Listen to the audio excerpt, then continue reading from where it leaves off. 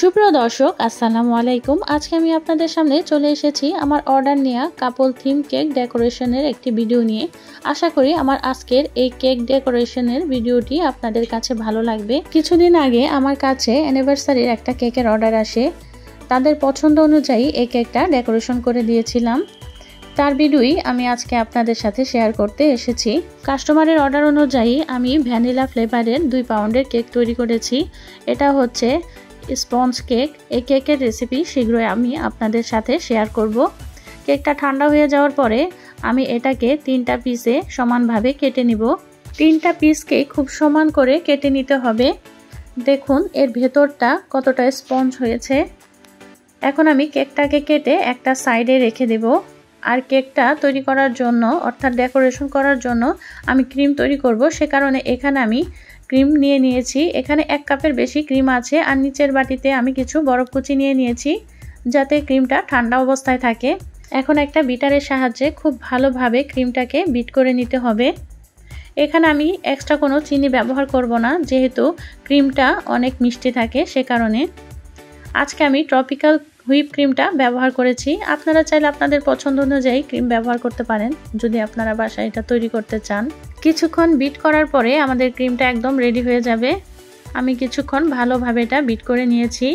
যখন এটা বিট করা হয়ে যাবে তখন এখানে আমি দিয়ে দিব 1 টেবিল চামচের মতো গুঁড়ো দুধ। এই গুঁড়ো দুধটা দেওয়ার কারণে খুব সুন্দর একটা ফ্লেভার আসবে আর এটা খেতে খুব ভালো লাগবে, সে কারণে আমি এটা দিয়ে দিয়েছি। তবে আপনারা চাইলে এটা নাও ব্যবহার করতে পারেন, তবে দিলে খেতে অনেকটাই ভালো লাগে, টেস্ট বেড়ে যাবে। এটা দিয়ে আবারও একটু বিট করে নিচ্ছি।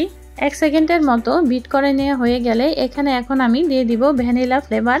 যেহেতু আমি ভ্যানিলা ফ্লেভারের কেক তৈরি করছি সে কারণে এখানে ভ্যানিলা ফ্লেভারটা দিয়ে দিচ্ছি।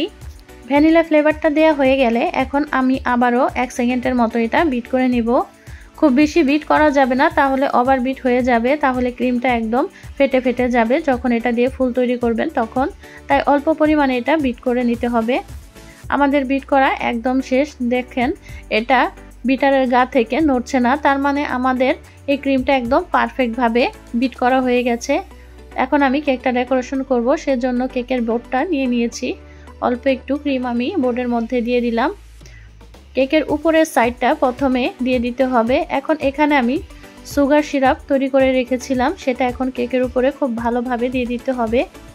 এই সুগার সিরাপের কারণে কেকটা খুব সফট থাকবে। সুগার সিরাপটা দেয়া হয়ে গেলে এখন এর উপরে দিয়ে দিতে হবে ক্রিম। এভাবে করে আমরা সবগুলো লেয়ারই এক এক করে বসিয়ে দিব। ক্রিমটা যখন দেয়া হয়ে যাবে তখন কেকের যে মাঝখানের পিসটা আছে সেই পিসটা এখন এর উপরে দিয়ে দিতে হবে। দিয়ে এর উপরে আবারও আমরা সেই একই নিয়মে সুগার সিরাপ দিয়ে দিব, তারপরে আবারও ক্রিম দিয়ে দিব। কেক ডেকোরেশনের সময় কেকের যে প্রথম পিসটা থাকে সেই পিসটা নিচে দিতে হয়, আর নিচের যে পিসটা থাকবে সেটা সব সময় উপরে দিতে হয়। যারা এখন পর্যন্ত আমাদের চ্যানেলটি সাবস্ক্রাইব করেননি প্লিজ সাবস্ক্রাইব করে আমাদের সাথেই থাকবেন। আর যারা সাবস্ক্রাইব করেছেন তাদের জন্য রইল অসংখ্য ভালোবাসা ও ধন্যবাদ। আমাদের ভিডিওগুলো যদি আপনাদের কাছে ভালো লেগে থাকে এবং আমাদের ভিডিও সম্পর্কে যদি আপনাদের কোনো মতবাদ থেকে থাকে তাহলে অবশ্যই আমাদের কমেন্ট করে জানাবেন আমাদের কমেন্ট সেকশনে। আপনাদের কমেন্টের আশায় থাকব। সবগুলো পিস যখন এক এক করে দেয়া হয়ে যাবে তখন এই কেকটাকে ক্রিম দিয়ে সম্পূর্ণ কভার করে নিতে হবে।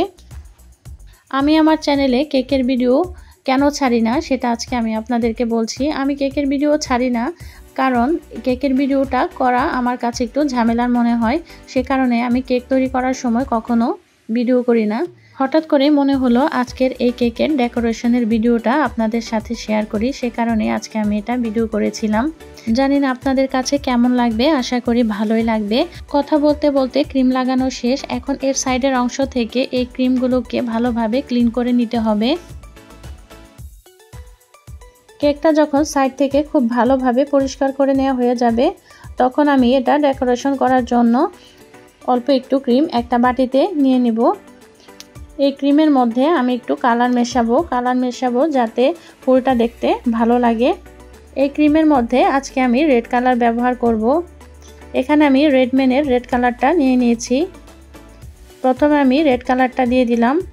এখন দিয়ে দিতে হবে সামান্য পরিমাণে অরেঞ্জ কালার। এখন কালারটাকে খুব সুন্দরভাবে ক্রিমের সাথে মিশিয়ে নিতে হবে।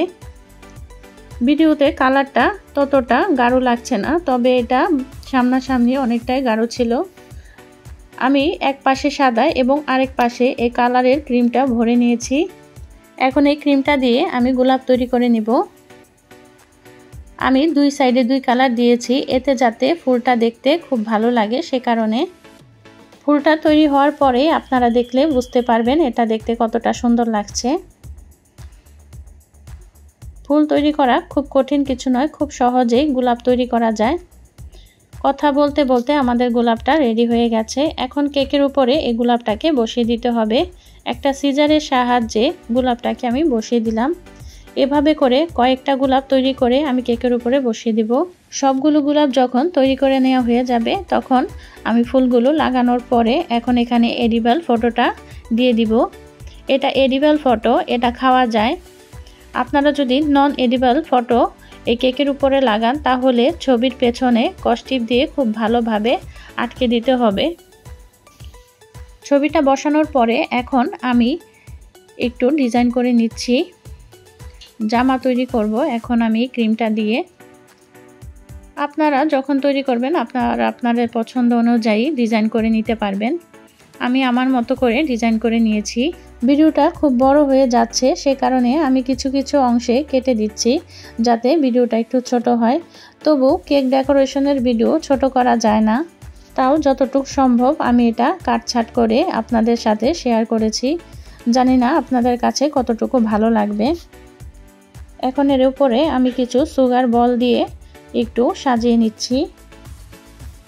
এখন আমি এখানে কিছু গোল্ডেন সুগার নিয়ে নিয়েছি, এর উপরে একটু ছড়িয়ে দিয়েছি দেখতে যাতে ভালো লাগে, সে কারণে।